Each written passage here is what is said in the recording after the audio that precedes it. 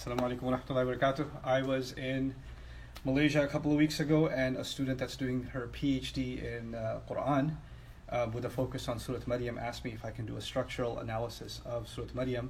And I did some preliminary work for her, and instead of taking my notes and sending them to her, because my notes are so complicated, I barely understand them. So I decided to put some of these things on a board and talk them through. So while I'm explaining this for the benefit of her thesis, for those of you that want to geek out over the structure of Surah Meryem, inshallah, you might enjoy some of this. It's not going to be the whole surah today.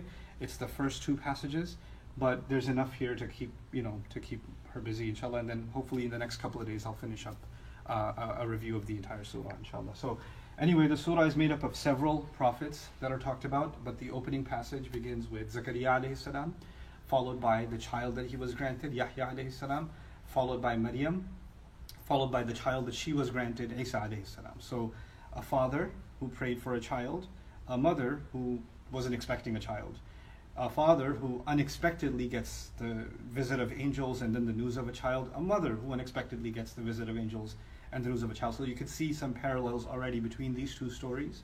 And this is the Quran's way of almost illustrating that those who believe that the miraculous birth of Jesus must mean that he's the Son of God. Well, for Allah, causing a miraculous birth has already happened with the story of Zakaria.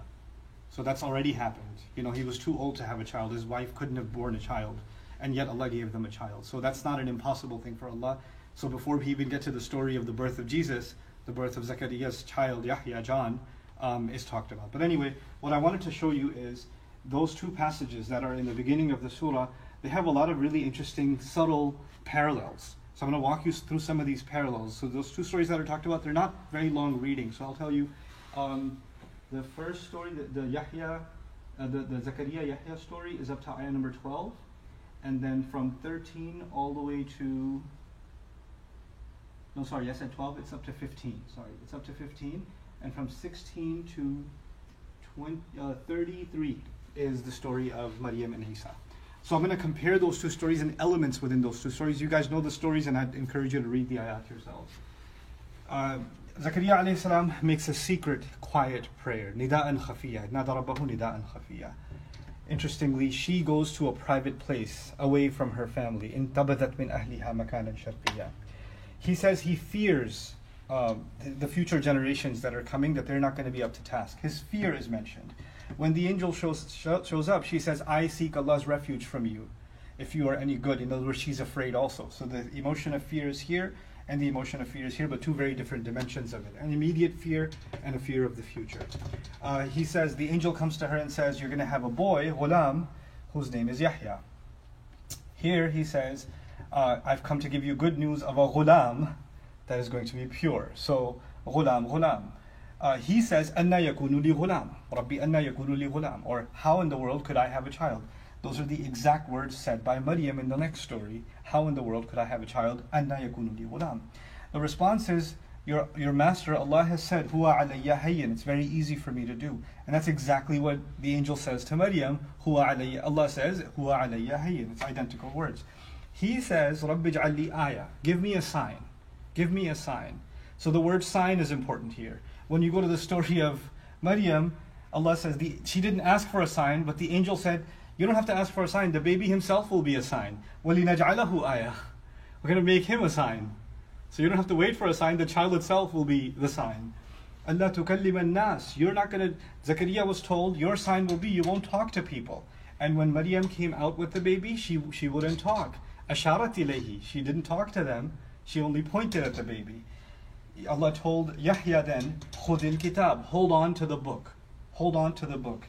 And Isa says, Atani al-kitab. Allah has given me the book. The book? The book. Allah says about him, Ataynahu al-hukma sabiyya. We gave him wisdom. We gave him firmness and wisdom.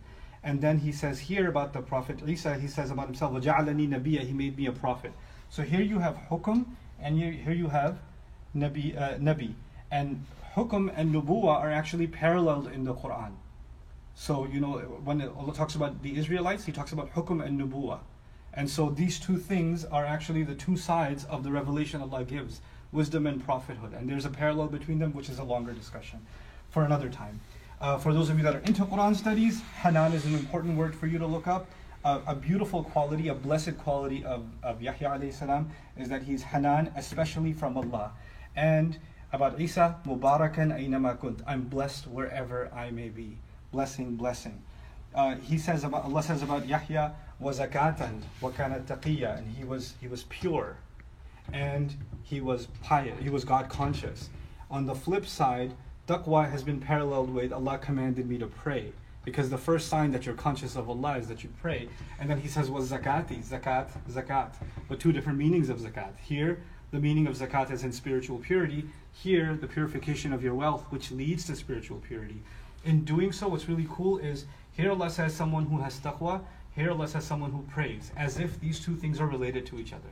Here he says someone who's spiritually pure, here someone who says purifies their wealth, as if those two things are related. This is how Allah connects ideas in the Quran.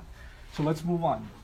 Yahya alayhi salam says, Allah says about Yahya, وَبَرًّا بِوَالِدَيْهِ, that he's going to be good to both his parents. Jesus says, وَبَرًّا بِوَالِدَتِي, and I'm going to be good to, and I'm good to my mother. Allah says about Isa, about Yahya, لَمْ يَكُنْ جَبَّارًا عَصِيًّا, that he didn't make him, and he wasn't a tyrant, he wasn't a bully, and he wasn't rebellious, and he wasn't disobedient. Allah says about Isa alayhi salam, وَلَمْ يَجْعَلْنِي جَبَّارًا جَبَّارًا جَبَّارًا, he didn't make me a tyrant, a bully, and shaqiyya, miserable. Isa alayhi salam, about Yahya, he says, Salamun alayhi, peace be on him.